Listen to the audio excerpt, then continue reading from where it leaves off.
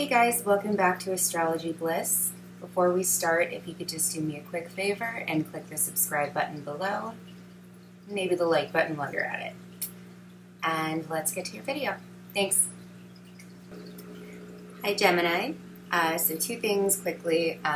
First, I went into shuffling saying, okay, for Gemini, and then did like a whole meditation for Cancer, and I'm like, what the fuck? Yes, I had to redo that. And also while I was shuffling, the Ace of Pentacles popped out twice. So, for this month, we're just going to do a 3-card spread to give you an overview, and that's with the Crystal Visions Tarot. And then we're going to use the Osho Zen Tarot to get an overview of the energy for Venus retrograde. Okay. So,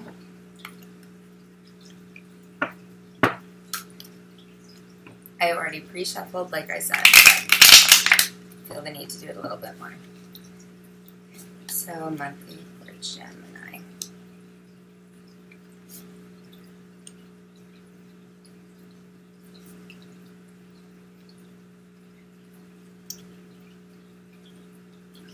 Okay, so bottom of the deck, we have the Emperor. Okay, so first card out, we have the 4 of Wands in reverse, 5 of Pentacles in the reverse, and Sun in reverse. Just kidding, the Sun is in the upright. Oops. Aha, okay, so, yes. Starting out the month, you might feel like there is instability in your home situation. Maybe you feel like you don't have family support, or you know, when you think of the 4 of Wands, the 4s are about stability. They follow the archetype of the Emperor, actually, which is the bottom of the deck. And so with this feeling of instability, you know, obviously when we feel unstable, what gives us our stability? You know, I'm the first person to say I hate money, right? But I don't actually hate money.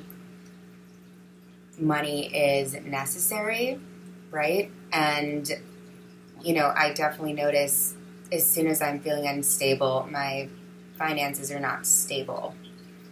But it does look like this instability you're feeling in regards to home or relationship, whatever, it does look like it takes a turn to where, you know, I'm strongly feeling finances here, to where it's not, your finances are not going to be unstable anymore.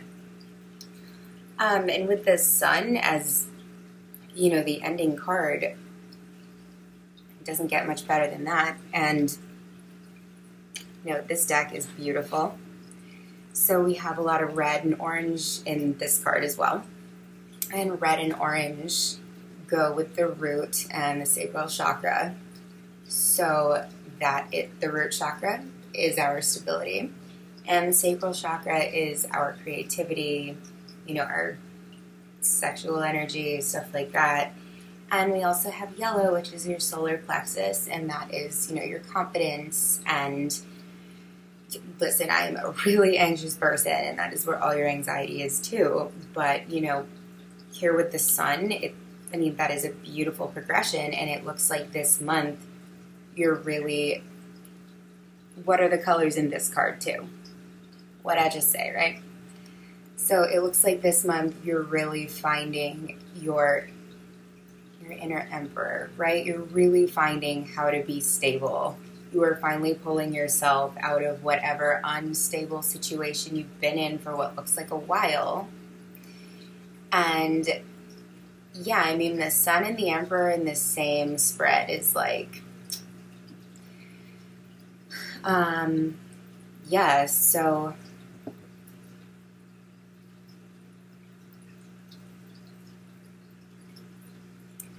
the butterflies in the Sun card here, you know, monarch butterflies especially.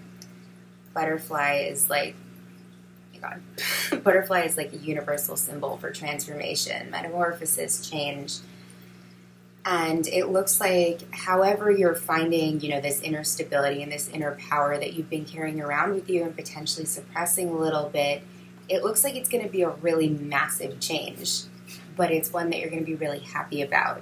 You are going to feel in control of your life. You are going to feel in control of your finances, in control of yourself, where you know, if somebody did have control over you before,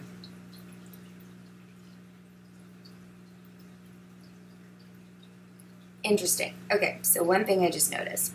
So in the Four of Wands, we have this woman on her white horse, right? And a man. In the next card, we have just this woman and a child. Okay? And then here we have this woman, a child, and the horse again. So it could very well be that you are getting rid of a domineering, you know, masculine presence in your life, whether that's a boss, a father figure, brother, you know, male friend, or someone who just, sorry, it is so hot in here. I'm like casually just dying over here doing this reading. But yeah, with, you know, someone who just has a lot of masculine energy, and when that masculine energy isn't developed in the right way, and, you know, this person is out of balance and controlling people, that is very easy to make someone unstable with that type of energy. So it does look like whatever change you bring in, you know, the sun, it's like, you know, Leo rules the sun, or the sun is ruled by Leo. That's all about creativity, putting yourself in the spotlight, you know, having this like larger than life energy about you, and it looks like you're like radiating from it. So, you know, good for you guys, seriously. Okay, next we're going to do a spread for your Venus retrograde in Scorpio energy and the lessons that you need to take away from that.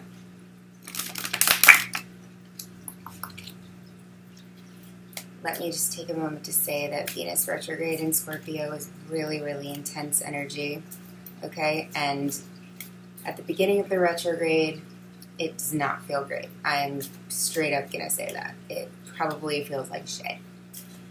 I am a little fortunate, I guess, where I was born with Venus retrograde, so I'm kind of used to this energy. So where everyone's freaking out like, this is horrible, I'm like, I have this all the time. It sucks, but it's okay. With Venus retrograde, we feel like we don't deserve external love, right? And so what this retrograde does is it really makes us call into question, you know, the people we're surrounding us with or the projects that we're involved with. Are they boosting us up in the way we need them to? Are people tearing us down? Do we think we don't deserve real love from people? And it's very important to get in touch with yourself this month and ask, like, am I surrounded by people who are only taking from me and leaving me drained and, you know, emotionally vulnerable? And if you realize, yeah, then you need to take the right steps to fix that. Okay, you know what? I'm going to take these two cards.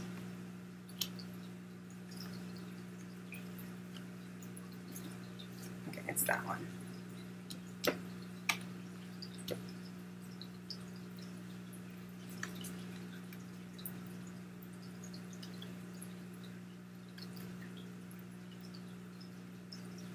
Okay, so bottom of the deck, we have Mind. This card is all about, you know, that space you go in your head. You're a Gemini, of course you do. That space you go in your head when there's just so much going on that we make ourselves nuts, right? There's just so many things. And when you live in your head and you live inside of all these moving parts that, well, you don't know how this one connects to this one, and, well, what about that one over there, and what about this one? It's too much, right? And it can overwhelm us and take over and make us crazy. So, oh my god, this is beautiful. Guys, nobody else's spread looked this good. Okay, so first we have Rebirth, Adventure, and Experiencing. So, yes, at the very beginning of the month, you might feel totally done, right? I'm pretty sure this card is the Ten of Swords in the regular deck. You might feel totally freaking done. And you might be like, okay, I want out. Oh, look, this is actually the Ace of Pentacles. Sorry, okay, I have ADHD. And this is the Ace of Pentacles. Remember how I said it kept popping out before? Yeah, well, it just did in this deck.